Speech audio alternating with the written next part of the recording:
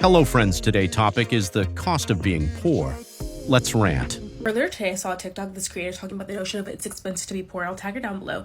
But this concept is so interesting to me and something as a sociology major that we talk about all the time. Basically, this whole concept is the idea that when you're low income, you do things to save money that in the end oftentimes cost you more. An example of this is you might not get insurance because you don't want to have to pay for monthly insurance, but then if you get sick or someone breaks a bone, that's going to be way more expensive. But what I think is so interesting about this concept, apart from those two things, is when we're talking about this idea of it's expensive to be poor in terms of tax. Last semester, I took a class called Sociology of Money and Housing. And one of the ideas that we talked about is how every single type of tax in America, besides income tax, is regressive. Regressive tax means that the more you make, the less you pay. Let's say, for example, me and you are buying a car. We are buying the exact same car. I make $10,000 a month. You make $1,000 a month. Let's say, for simplicity, the sales tax on that car is $100 on top of, however much we pay for the car.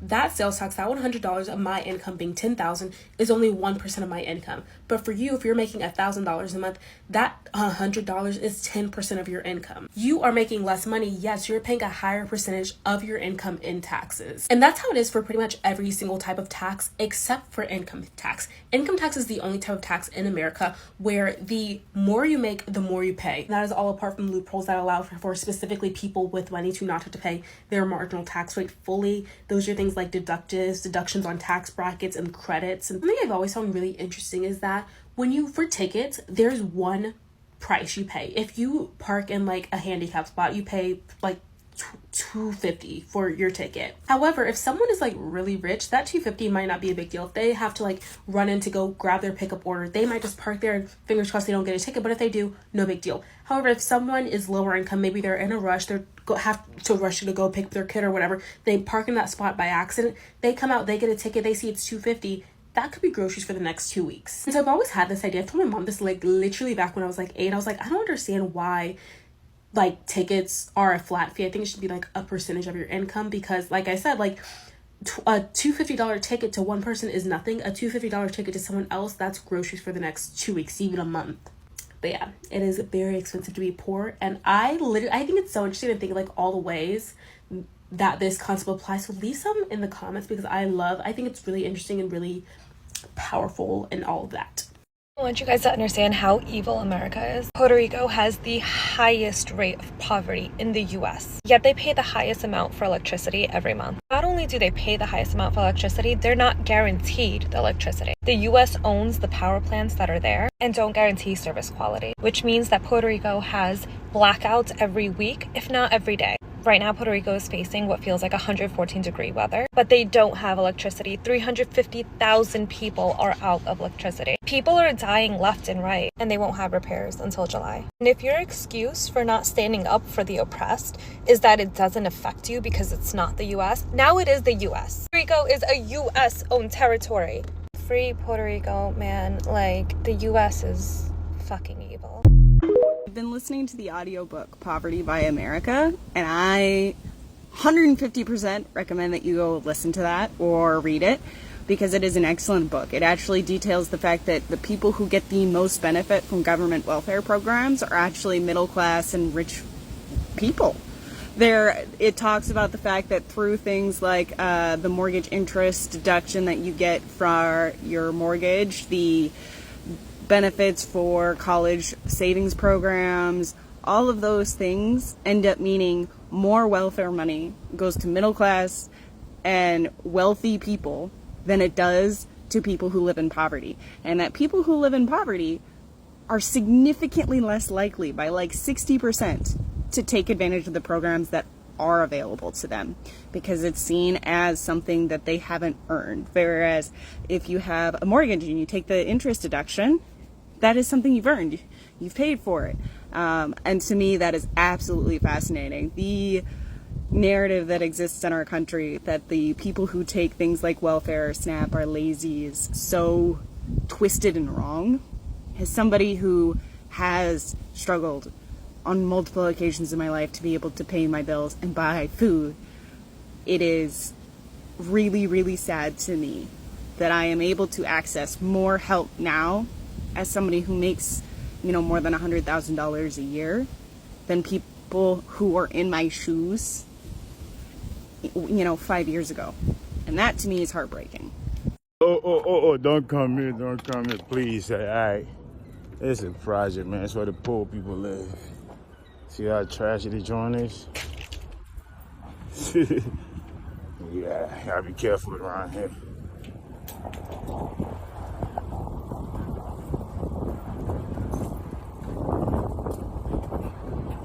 Yeah, poop on the car. Shoot.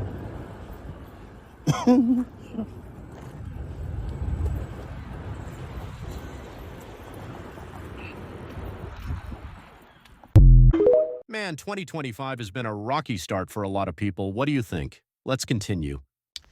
I know you're not going to like this and you probably don't want to hear it, but as somebody who grew up actually in poverty, I don't want to hear anybody who hasn't grown up in poverty say anything about my tax dollars do this and, well, my mother's sister's brother's cousin has a friend of a friend of a friend of a friend who has 6 kids and they get $800 worth of food stamps and they're cheating the system.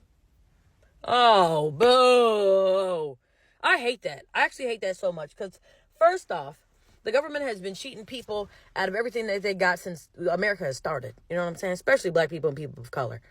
So I don't want to hear nothing about it. You know what I'm saying? The whole welfare system, all of that was actually set up to mess up the black family anyway. I'm not even about to get into that too much, right? But the thing that really radicalized me, I think the first time I truly felt anger, such an intense anger towards the American government and the whole system, I was 18 years old. I was on Medicaid, right? Pretty sure Medicaid is the one that poor people get, not old people. Medicare is for older people, I think. Y'all know what I mean, though. I was on Medicaid. I was on my mom's plan. 18 years old. I have autoimmune disease that is completely awful. Rheumatoid arthritis. I would not wish it on my worst enemy.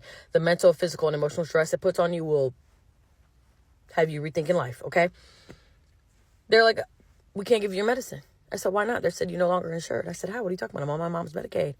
Oh, no. At 18 years old, you get kicked off. Most insurance plans will let the child stay on until, 25, 26?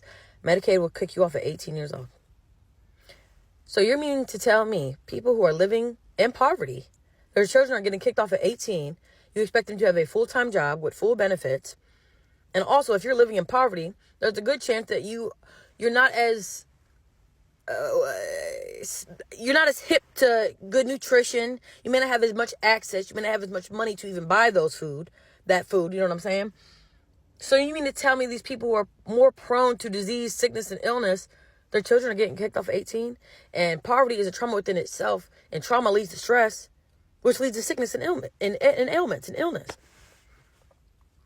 So I sat there in pain, trying to figure out every which way just to get my medicine.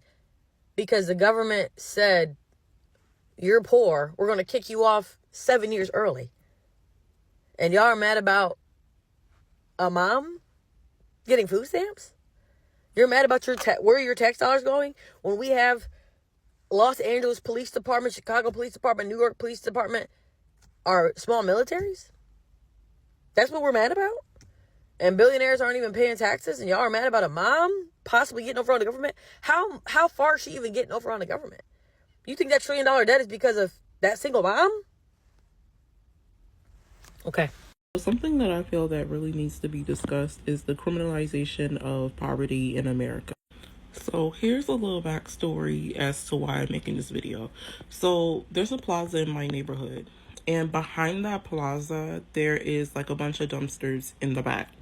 Now, something that I've observed over the past several months is that they've been building like this barbed wire fence around those dumpsters, and I guess the reason why they're doing that is to like prevent people from dumpster diving, because people used to be dumpster diving around there. Something else that I noticed is that they also have that typical no trespassing, violators will be prosecuted sign up over there as well.